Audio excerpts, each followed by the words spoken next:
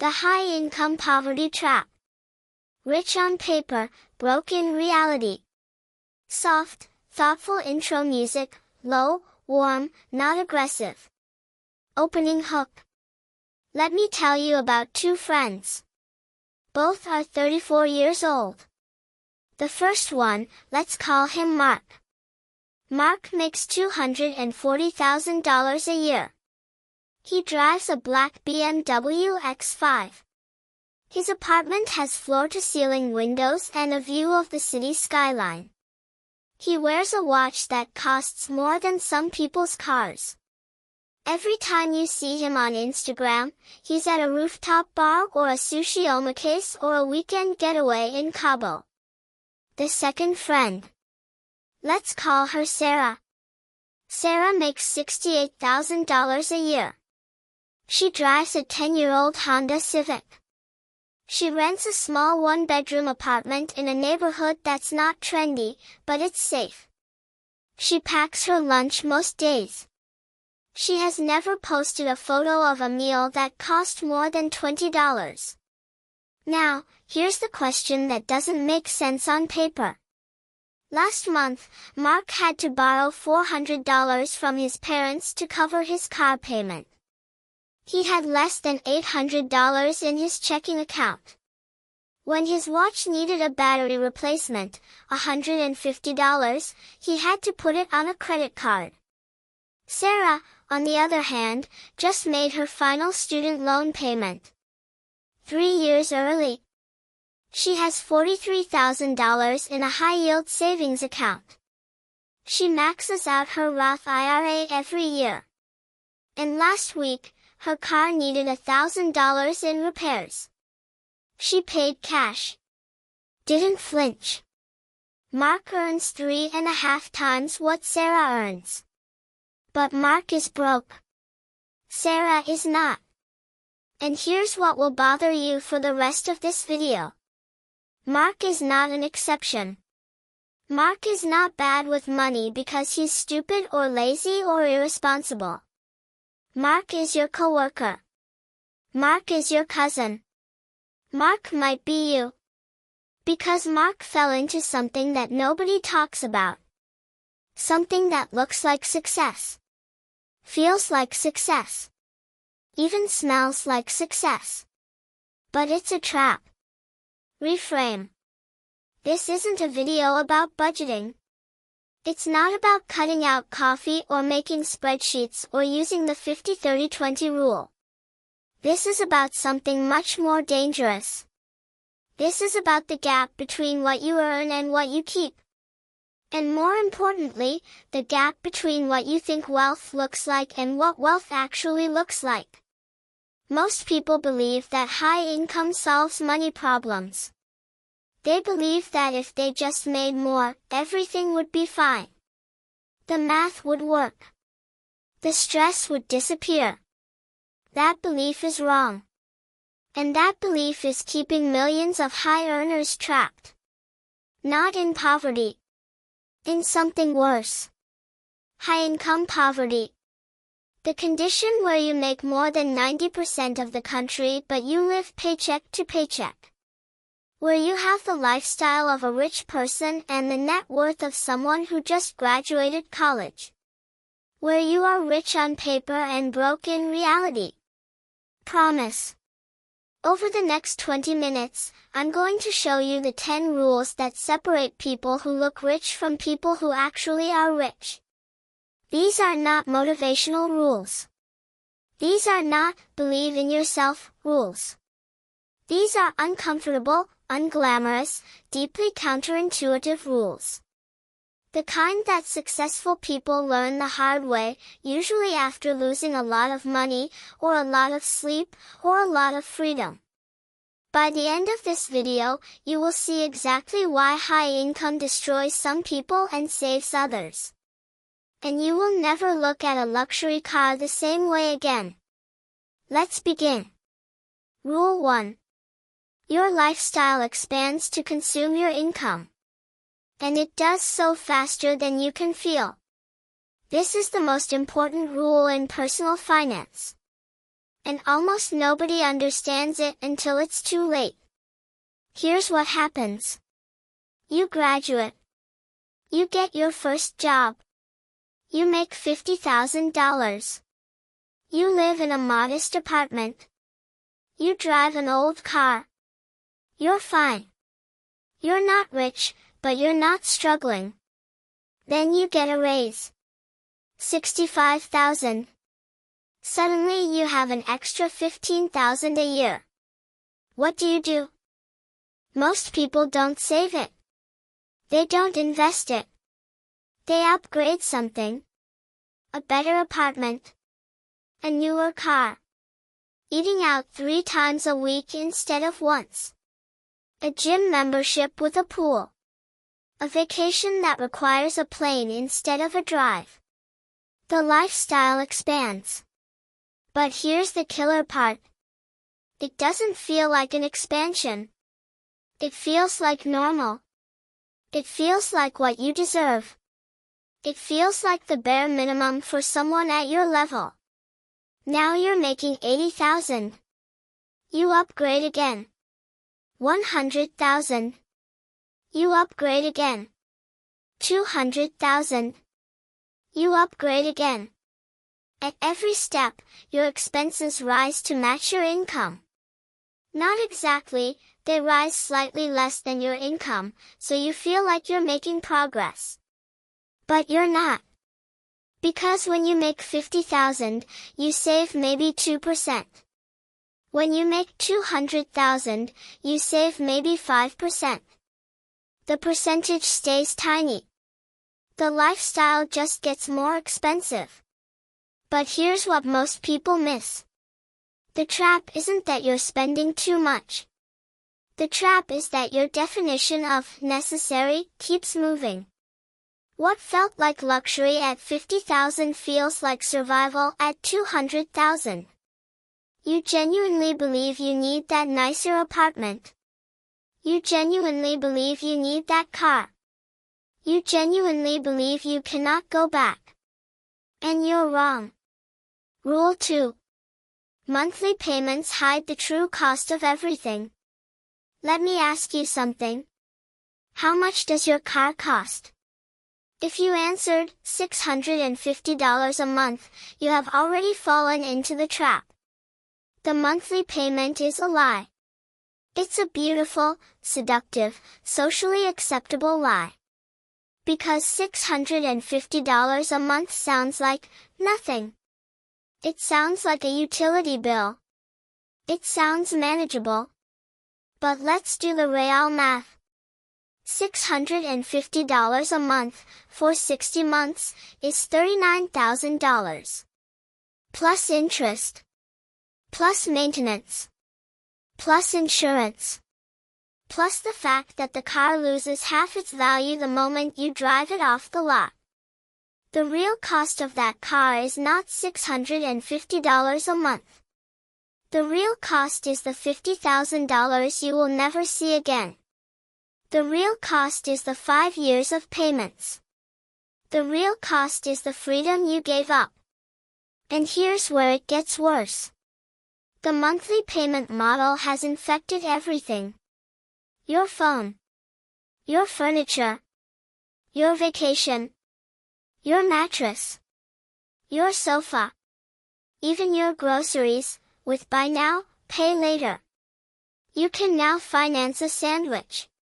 I am not joking. The financial industry has spent decades training you to ignore total cost. They want you to focus on the monthly number. Because the monthly number is small enough to feel okay. And the total cost is large enough to ruin you slowly. It gets worse. When you think in monthly payments, you don't compare one car to another. You compare one monthly payment to another monthly payment. $400 versus $600. That's a $200 difference. That's nothing. So you take the nicer car. But that $200 a month, invested over 10 years at 7% returns, is $34,000. That's the real cost. That's what you're losing. Not $200. $34,000. Nobody talks about this. Rule 3. Luxury is a rental agreement on your future. I want you to picture something. A man walks into a dealership and buys a $70,000 car. He drives it home. He feels successful. He feels like he's made it. Now picture a different man. He takes that same $70,000 and invests it in a low-cost index fund. He does nothing else. He waits 20 years. At 7% returns, that $70,000 becomes $270,000. The first man has a car that is now worth maybe $15,000. The second man has $270,000. The first man paid $70,000 for a vehicle. The second man paid $70,000 for $250,000. That's the hidden math. That's what nobody shows you. Every luxury purchase is not just an expense. It is a choice between having something now and having much more later. And when you understand that, luxury stops looking like success and starts looking like what it really is. A rental agreement on your future self. You get the nice thing today. Your future self pays for it tomorrow. Not just in dollars. In opportunities. In freedom. In the ability to quit a job you hate. In the ability to help a family member in crisis. In the ability to retire before your body gives out. That's the real price of the luxury car. Not the sticker price. The future you traded away. Rule 4. High income without high savings is just expensive stress. Let me tell you about a client I worked with a few years ago. I'll call him David. David made $320,000 a year. He was a director at a tech company. He had the title, the corner office, the respect. He also had panic attacks every time he thought about money. Why? Because his expenses were $310,000 a year. Mortgage on a house that was too big. Private school for 2 kids. 2 car payments. A boat payment. A vacation home payment. Country club dues. Personal trainer. House cleaner. Landscaper. Private music lessons. Summer camps. And on and on and on. David made $320,000. But his life cost $310,000. That left him with $10,000 of breathing room. $10,000 might sound like a lot.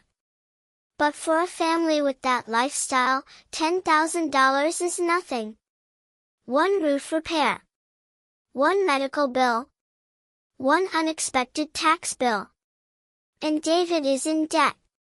Here's the psychological insight that most people miss. David wasn't living that lifestyle because he was greedy or shallow. He was living it because he was scared. He believed that if he downgraded, people would think he was failing. He believed that his status depended on his spending. He believed that the house, the cars, the schools, these were not choices. These were requirements for someone at his level. He was trapped. Not by his income. By his identity. High income without high savings is not wealth. It's a high-speed treadmill that you can never step off. Because the minute you lose that income, the whole thing collapses. And David knew that. So he worked harder. Longer. More stress. More caffeine. Less sleep. All to maintain a lifestyle that was slowly killing him. That's the trap. That's the high-income poverty trap. Rule 5. Your peer group is silently bankrupting you. This one is uncomfortable. But it's also the most important rule on this list. You are not spending your own money. You are spending the money of the people you compare yourself to. Let me explain. Imagine you make $150,000 a year. Your friends and coworkers also make around $150,000 a year. You see what they buy. You see where they eat. You see where they vacation. You see their cars, their watches, their homes. And unconsciously, you adjust your spending to match theirs. Not because you're trying to keep up, but because their lifestyle becomes your baseline. It becomes normal. It becomes the default.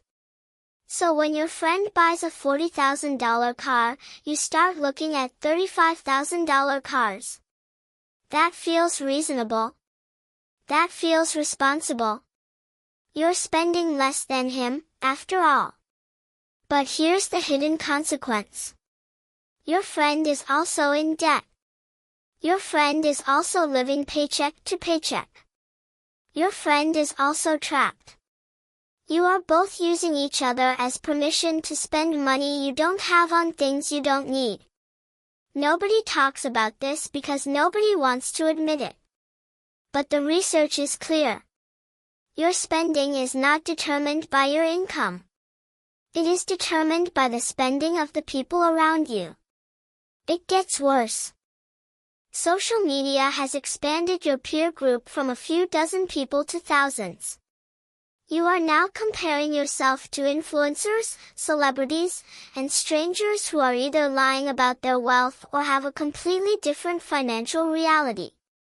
And your brain cannot tell the difference. Your brain sees the private jet and feels poor. Your brain sees the luxury hotel and feels behind. So you spend more. You upgrade. You finance. You justify. And the only people who win are the companies selling you the stuff. Rule 6. The things you own end up owning you. This is not a metaphor. This is a literal financial reality. Every object you own costs you 3 things. The purchase price, the maintenance, and the mental energy. Let me give you an example. You buy a boat. A nice boat. $40,000. You pay cash, good for you. But now you have to store the boat. That's $300 a month. You have to insure the boat. That's another $100. You have to maintain the boat. Winterization. Repairs. Cleaning. Fuel. Another $200 a month on average. Suddenly that $40,000 boat is costing you $7,000 a year just to exist. Plus the original $40,000. But that's not even the worst part. The worst part is the mental energy. You have to think about the boat. You have to worry about the boat. You have to plan around the boat. You have to feel guilty when you don't use the boat. The boat becomes a character in your life. A demanding, expensive character that you can't get rid of because selling it would be admitting defeat. Now multiply that by everything you own. The house with the big yard. The second car.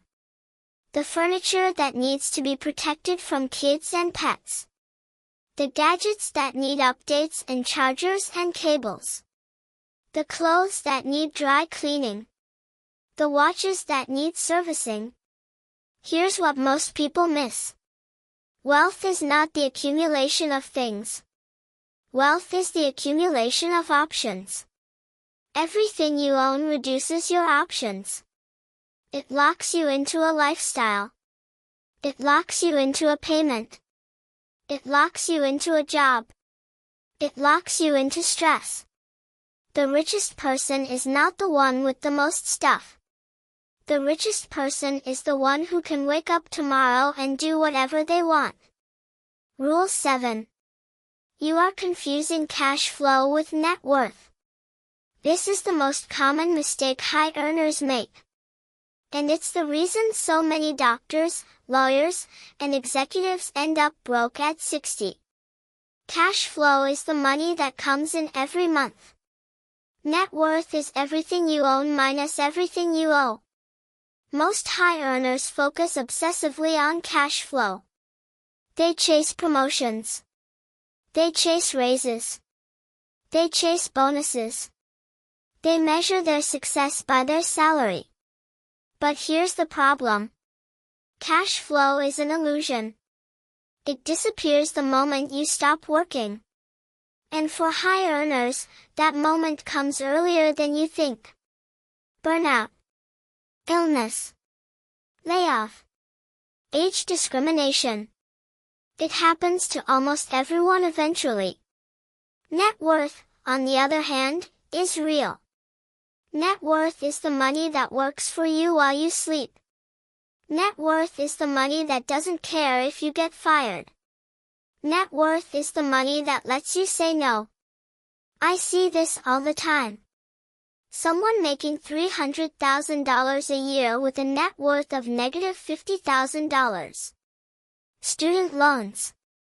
Car loans. Credit card debt. Mortgage. They are rich on paper and broke in reality because their paper is just their salary. And their salary is not wealth. It's a leash. It gets worse. Our entire society reinforces this confusion. We ask people, what do you do, not, what do you own? We celebrate job titles, not investment accounts. We admire the person in the fancy car, not the person who just hit $1 million in their brokerage. You have been trained to care about the wrong number. And that training is expensive. Rule 8. The most dangerous financial decision you will ever make is buying a house you can barely afford. I'm not anti-homeownership. I'm anti-house poor. Here's the math that nobody tells you. The bank will approve you for a mortgage that is about 4 to 5 times your annual income. If you make $200,000, the bank will happily lend you $800,000 to $1 million. The bank does not care if you're happy. The bank does not care if you're stressed. The bank does not care if you have any money left over for savings, investments, travel, or emergencies. The bank only cares that you can make the monthly payment. And here's the trap. You get approved for $800,000. That feels amazing. That feels like validation. That feels like the system saying, you've made it. So you buy an $800,000 house. Now your mortgage payment is $5,000 a month. Plus property tax. Plus insurance. Plus maintenance. Plus utilities. Plus HOA fees. Suddenly your housing costs are $7,000 a month. $84,000 a year. On an after-tax basis, that's more like $120,000 of your salary. You are now house poor. Everything else in your life, savings, travel, hobbies, eating out, has to fit into whatever is left. And there's never enough left. But it gets worse. That house is now your entire financial identity. You can't take a lower-paying job because you can't make the payment. You can't start a business because you can't risk the income. You can't take a sabbatical. You can't take a year off to be with your kids. You are a slave to the house. And the house is not an investment. Not really. Real estate appreciates at about 3 to 4% annually on average. The stock market appreciates at about 7 to 10%. Over 30 years, that difference is enormous. But nobody tells you that. Because the mortgage industry makes money when you buy the biggest house possible. Your realtor makes money. The bank makes money. The sellers make money. The only person who loses is you. Trapped in a house you can't afford, in a life you can't escape. Rule 9. Your income is not your identity. But you've been told it is. Let me ask you a difficult question. When you meet someone new, what's the first thing you tell them about yourself? Your name, and what you do for work. Why? Why is your job the second thing out of your mouth? Because we have built a society where your worth as a human being is measured by your paycheck. Where your value is determined by your title.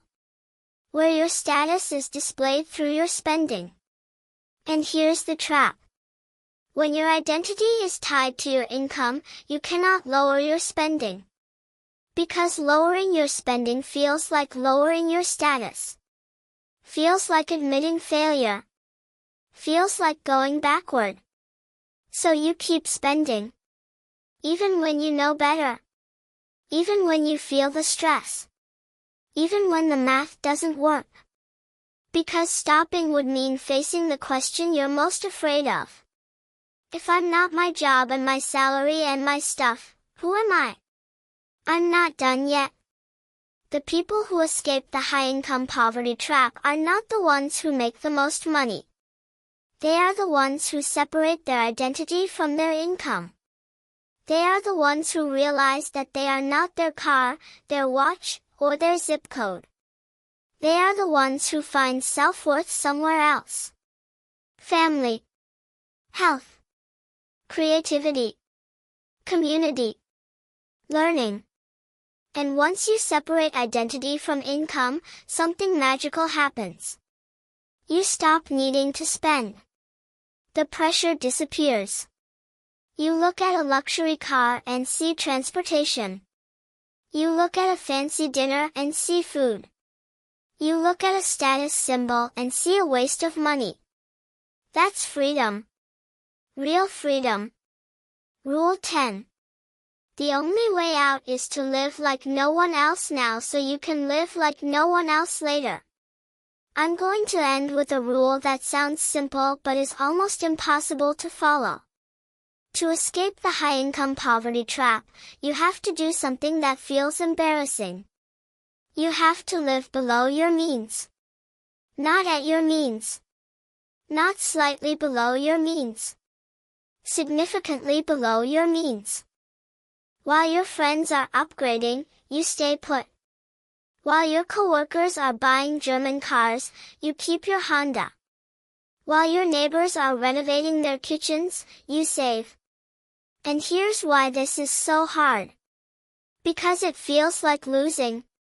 It feels like falling behind.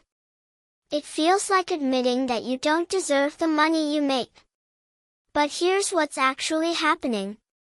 While everyone else is trading their freedom for appearances, you are buying your freedom. Every dollar you save is a dollar of independence. Every year you live below your means is a year you cut off the timeline to retirement. Every luxury you skip is a luxury you don't have to work for. And then one day, sooner than you think, you wake up and you're done. You have enough. You can quit. You can travel. You can start that business. You can stay home with your kids. You can sleep in. You can say no. That's the trade. Short-term embarrassment for long-term freedom. Temporary discomfort for permanent peace. Nobody talks about this because nobody wants to admit that the shortcut to wealth is not a shortcut at all. It's just discipline. Boring, unsexy, invisible discipline. But discipline works. Every single time. Ending. Let's go back to Mark and Sarah. The two friends from the beginning. Mark made $240,000. He drove the BMW. He lived in the luxury apartment. He looked rich. But he was broke. He had no savings, no investments, no freedom. His life looked amazing from the outside and felt terrifying from the inside. Sarah made $68,000. She drove the old Honda. She lived in the modest apartment. She looked ordinary, but she was wealthy. Not in a flashy way. In a real way. She had savings. She had investments. She had options. Her life looked boring from the outside and felt peaceful from the inside. What was the difference? It wasn't income. It was choices. Mark chose to look rich. Sarah chose to be rich. Mark spent his money on status. Sarah spent her money on freedom. Mark lived for today. Sarah invested in tomorrow. And here's the final truth. The one I want you to walk away with. The high-income poverty trap is not about math. It's not about budgeting. It's not about spreadsheets. It's about the gap between what you want people to think of you and who you actually are. It's about the courage to be ordinary in a world that worships appearances. It's about the wisdom to trade what everyone can see for what almost no one can. You can be rich on paper. Or you can be rich in reality. But you cannot be both. Choose carefully.